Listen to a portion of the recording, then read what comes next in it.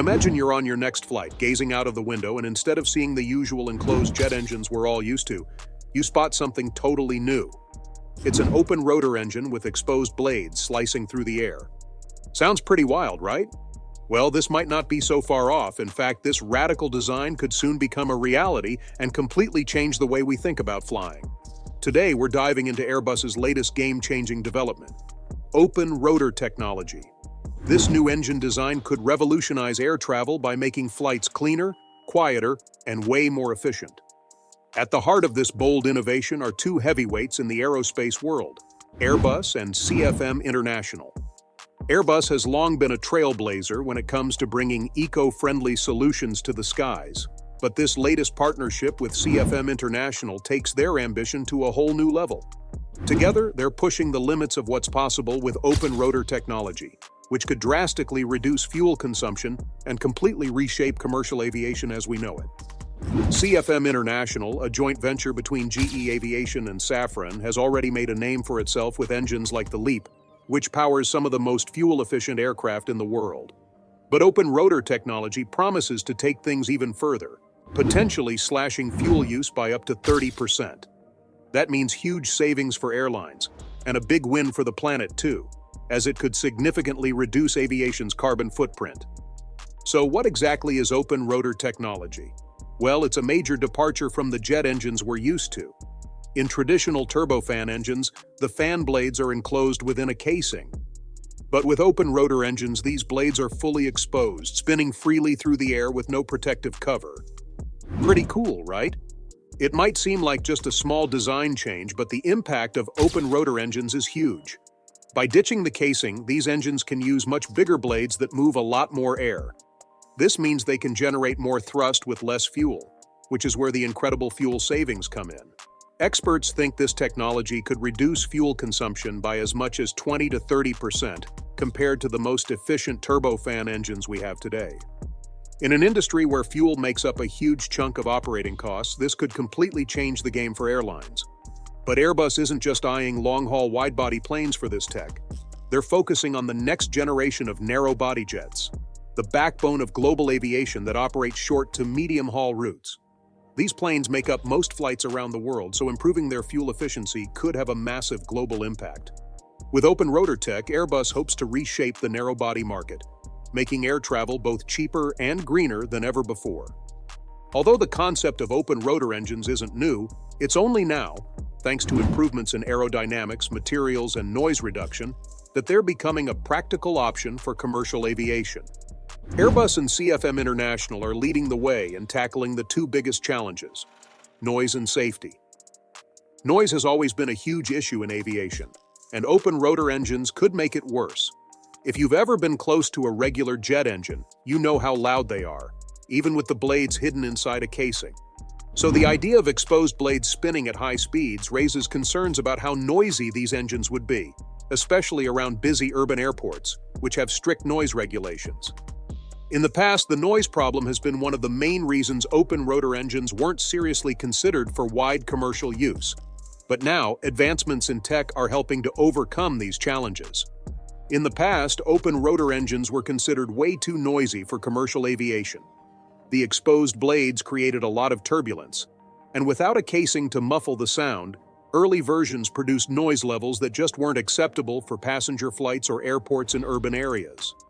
This noise pollution would have been a major problem for airlines, especially those operating in big cities with strict noise regulations. For decades, this issue seemed unsolvable, and the open rotor concept was essentially put on hold, despite its potential for huge fuel savings. But recently, things have started to change. Airbus and CFM International have been pouring resources into cutting-edge noise reduction technologies, which are starting to make open rotor engines more feasible. These developments focus on several key areas. First, the design of the blades themselves is undergoing a big transformation. Engineers are working on creating more aerodynamic blade shapes that reduce the turbulence generated by high-speed spinning, directly cutting down on the noise. Combine that with sound-absorbing materials and noise-canceling tech, and Airbus and CFM are confident they can make open rotor engines meet, and possibly even exceed, today's noise standards. As these innovations continue to improve, Airbus believes they'll be able to reduce the noise of open rotor engines to levels that work not just for quiet rural airports, but also for busy urban hubs with the strictest noise regulations. If they pull this off, it could be a game changer, making open rotor engines a real option for airlines looking to operate efficiently in highly regulated areas. Another major hurdle for open rotor engines is safety. With the fan blades exposed, there are real concerns about how these engines would cope with things like bird strikes or foreign object damage. Traditional turbofans have an outer casing that offers some protection, but open rotor engines don't have that barrier. To address these concerns, Airbus and CFM are conducting extensive tests and simulations to make sure these engines will be just as safe, if not safer, than their traditional counterparts. They're using advanced materials, stress testing, and protective measures to ensure that open rotor engines meet the highest safety standards before they ever carry a single passenger. If Airbus and CFM can overcome these challenges, open rotor engines could be nothing short of revolutionary. In a time when fuel prices are unpredictable and the pressure to reduce carbon emissions is stronger than ever, airlines are desperate for more efficient solutions. A 20 to 30% reduction in fuel consumption could save airlines billions every year and help them meet stricter environmental regulations. But that's not all. The benefits don't stop there. Open rotor engines could also allow planes to fly further on less fuel, opening up new route possibilities. Shorter flights could become cheaper, while longer flights could become more profitable.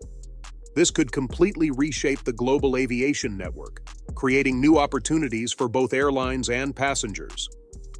While we're not there just yet, the future is closer than it seems. Airbus and CFM are already testing open rotor prototypes, and the results so far are looking promising. Over the next decade, we could see this technology powering the next generation of narrow-body aircraft, fundamentally changing how we fly. With its bold vision and relentless drive for innovation, Airbus is leading the charge toward a greener, more efficient aviation industry. The skies of tomorrow won't just be filled with sleek new designs, they'll be powered by engines that push the limits of what's possible, setting a new standard for efficiency, safety, and sustainability. The open rotor revolution is just getting started, and it is going to shake up the future of air transport in a significant way. So, what are your thoughts on this matter? Is it possible that open rotor engines could be the solution to making the aviation sector more environmentally friendly? Or do you believe that other technologies could take the lead? Pratt & Whitney, Rolls-Royce, and General Electric are the only three engine manufacturers that are currently responsible for powering the majority of commercial aircraft vehicles. The recent hydrogen jet engine test that Rolls-Royce conducted with EasyJet is just one example of how each of these corporations has their own unique strategy for enhancing efficiency and reducing emissions. However, given the emergence of numerous new propulsion technologies, it is possible that Airbus is contemplating entering the engine manufacturing market. A new generation of engine manufacturers is also focusing on developing environmentally friendly aircraft. Young businesses are making significant progress in the field of hydrogen fuel cell technology. One example of this is ZeroAvia, which is getting ready to launch its Dornier 228 testbed aircraft for the very first time. In order to investigate the possibility of direct hydrogen combustion, Airbus has formed a partnership with CFM International, which is a joint venture between GE Aviation and Safran. Furthermore, the pioneering European aerospace company has just introduced its very own hydrogen fuel cell engine. At this point in time, the primary focus is on the development of the necessary technology to make hydrogen electric propulsion a practical reality. After that is accomplished, Airbus has the option of either forming a partnership with another company or carrying out the development of its very own hydrogen-powered engine. During the presentation of their new fuel cell project at the Airbus Summit in Toulouse, Glenn Llewellyn, the vice president of the firm for zero-emission aircraft, stated, "We are developing the methods for integrating these technologies into a fuel cell-type engine. There is no indication that Airbus will be able to accomplish this on its own in the subsequent phase before we make the decision to commercialize that technology. Therefore, the future of aviation fueled by hydrogen is beginning to take shape, and Airbus may play a significant role in it, either as a collaborator or as a competitor in the field of engine manufacturing." To paraphrase what Glenn Llewellyn said, Airbus may come to the conclusion that the most effective way to move forward is to create its own hydrogen engine. Alternatively, the company may opt to collaborate with other companies. In point of fact, Airbus is already forming partnerships across the entire spectrum of hydrogen propulsion technology. In order to demonstrate the effectiveness of hydrogen direct combustion technology, for instance, CFM International will collaborate with Airbus to conduct ground tests and flight tests on the A380 demonstrator aircraft. According to the plan, the combustor, fuel system, and control system of a GE Passport turbofan engine will be modified so that they may operate on hydrogen rather than the conventional jet fuel. In the same way as jet engines burn standard Jet A fuel, direct combustion technology burns hydrogen. Fuel cell engines, on the other hand, generate power through an electrochemical reaction. Fuel cells, in contrast to batteries, require a constant supply of fuel and oxygen in order to function properly. The technology of fuel cells has been around for some time for the automobile industry. However, it has not yet reached the level of safety and efficiency standards that are required by the aviation industry.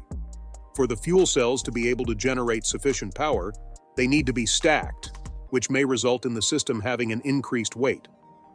Direct combustion and fuel cell technologies are both being pursued by Airbus as parallel pathways. The company is attempting to determine which of these technologies will be the most suitable for their Zero aircraft, which, if everything goes according to plan, might be in the air by the year 2035. Llewellyn continues, "We are investigating the potential of these various technologies from the point of view of climate and scalability, and we will make the ultimate decision regarding which one to take to commercial aircraft later on. However, we have not yet arrived at that stage." So what are your thoughts on this matter? It is possible that Airbus should take a more active role in the production of the engines that power its own aircraft. Yet, it may be more beneficial to continue to rely on partnerships. While Pratt & Whitney has played a significant role throughout history, Rolls-Royce has also been a significant player. With the addition of the Japanese Aero Engine Corporation, MTU from Germany, and Fiat Aviation, they had a strong presence in the industry. Unlike other companies, however, they did not have to diversify their manufacturing in order to meet the demand. Rather, they concentrated on wide-body aircraft, business jets, and helicopters. However, Rolls-Royce could need to adjust its strategy at this point. Rolls-Royce, like the majority of other engine manufacturers, generates a considerable percentage of its revenue from maintenance, repairs, and overhauls with its vehicles. However, the company suffered a significant setback when they were unable to secure the contract for the V2500 project. This debacle resulted in the loss of the lucrative power-by-the-hour service contracts that were associated with the project. Unfortunately, their Trent 1000 engines, which were used on the Boeing 787, were affected by premature corrosion, which resulted in cracks in the turbine blades. This made the situation much more difficult. After only 5 years of operation, Rolls-Royce was forced to ground all aircraft that were equipped with these engines, which resulted in a loss of billions of dollars for the company. Rolls-Royce was not an exception to the rule when the epidemic struck, which dealt a further blow to the aircraft industry. As if that wasn't enough, the pandemic hit. A revolutionary design that was designed to compete with Pratt & Whitney's geared turbofan engine was Rolls-Royce's UltraFan engine, which presented the company with its next significant challenge. It had been planned that the UltraFan would be expandable, which would allow it to accommodate smaller aircraft as well. At first glance, Boeing's strategy appeared to be flawless. Once the UltraFan was developed, it would be installed on their new midsize airplane, which would have resulted in Rolls-Royce seeing a significant turnaround in their financial situation. In contrast, the chief executive officer of Boeing made the announcement in 2022 that the company would postpone the design of this new aircraft for a number of years in order to wait for the next generation of engines to be available. With this, Rolls-Royce experienced yet another significant setback. The Rolls-Royce company is continuing to go forward in spite of all of these obstacles. In the middle of November 2023, they reached a significant milestone by operating their UltraFan engine at full power at the testbed facility owned and operated by Rolls-Royce in Derby, United Kingdom. Rolls-Royce is still resolute in their mission to modernize the aviation sector with their innovative engine technology, despite the fact that the challenges that lie ahead have proven difficult. A Rolls-Royce Ultrafan engine is capable of producing a significant amount of power. The diameter of this engine is 140 inches, which is greater than the diameter of GE's GE9X engine, which takes up 134 inches. In addition to producing over 85,000 pounds of static thrust, the Ultrafan is capable of producing 64 megawatts of power. It is possible for the thrust to reach a maximum of 110,000 pounds when the aircraft is in flight, which enables it to provide power to aircraft with both narrow-body and wide-body configurations. That is quite remarkable, isn't it? When broken down into its component parts, the Ultrafan is constructed using a geared turbofan and a pitch fan system. This configuration allows both the fan and the turbine to operate at their most efficient rates. Carbon composite is used to create the blades, which results in the engine being 10% more efficient than the Trent XWB that it replaces. In addition, the pitch of these blades can be adjusted to provide the most possible efficiency throughout the various phases of flight. When compared to the Trent engine, the Ultrafan engine has a fuel consumption that is 25% lower than the Trent engine. The great victory, however, is that the test version of this engine was able to run on aviation fuel that was 100% sustainable. This is something that sets Rolls-Royce apart from its competitors, as all of their other engines are also compatible with sustainable fuel. At this point, how does the Ultrafan compare to the other fans in its competition? Therefore, Pratt & Whitney was the first company to implement geared fan technology on single-aisle aircraft. Currently, General Electric, GE, and CFM are utilizing comparable technology with their Rise engine and open fan architecture with their respective aircraft. In addition to this, they are utilizing cutting-edge ceramic matrix composites, which enable the engines to operate at higher temperatures while simultaneously increasing their efficiency. Pratt & Whitney and CFM are working to reduce the size of the core of their engines in order to achieve their goal of raising their bypass ratios. Rolls-Royce, much like its rivals, is employing lightweight materials in order to improve the efficiency of its engines. Additionally, the Ultrafan will be equipped with a gearbox that will reduce the rotation of the fan in comparison to the core. On the other hand, what distinguishes Rolls-Royce from other brands? They have introduced a design for a jet engine that has 3 spools, which may sound complicated, but we will explain it in a straightforward manner. To put it simply, the engine is equipped with a number of turbines located at the rear, which are used to drive a number of concentric shafts. This allows the various components of the engine to revolve at varying speeds. Additionally, Rolls-Royce is introducing a whole new lean burn combustor system, which is intended to reduce the amount of harmful emissions produced. Therefore, although other manufacturers are working on technologies that are comparable to Rolls-Royce's, the company is introducing other breakthroughs that are completely unique. When it comes to the bypass and pressure ratios, the engineering team at Rolls-Royce truly pushed the envelope with the Ultrafan. In particular, they did this. They were able to attain an excellent pressure ratio of 70.1 during the testing that took place in May of 2023, and they increased the bypass ratio to 14.1. In order to provide some background information, the Trent engine has a pressure ratio of 50.1 and a bypass ratio of 10.1. These numbers are important, and it is evident that Rolls-Royce is attempting to push the limits of engine performance in order to get optimal results. Will Rolls-Royce be able to gain a competitive advantage over its rivals as a result of its innovative design? There is no doubt that they are attempting to make a message with their actions. Since its introduction, the Ultrafan has already surpassed General Electric's offerings to become the largest engine in the world. Nevertheless, this is only the beginning. If Rolls-Royce is able to reduce the size of the Ultrafan so that it can be installed on narrow-body aircraft such as the A320 and the 737, the company might be in for enormous profits. It is possible for the Ultrafan to deliver thrust anywhere from 25,000 pounds on the low end to up to 110,000 pounds on the high end. This is because the Ultrafan is built to be flexible. In order to serve as a direct replacement for Rolls-Royce's Trent family of engines, the first Ultrafan engine was constructed in a huge size. However, the delivery of the smaller versions is not expected to occur anytime soon. Despite this, Rolls-Royce is well positioned to become the dominant player in the market for aviation engines in the years to come, thanks to the strong financial support they have received. Remember to keep a watch on Rolls-Royce because it is possible that they may soon become the engine manufacturer of choice for the aviation industry. Please remember to give this video a like and subscribe if you found it entertaining. Have a good time in the next one.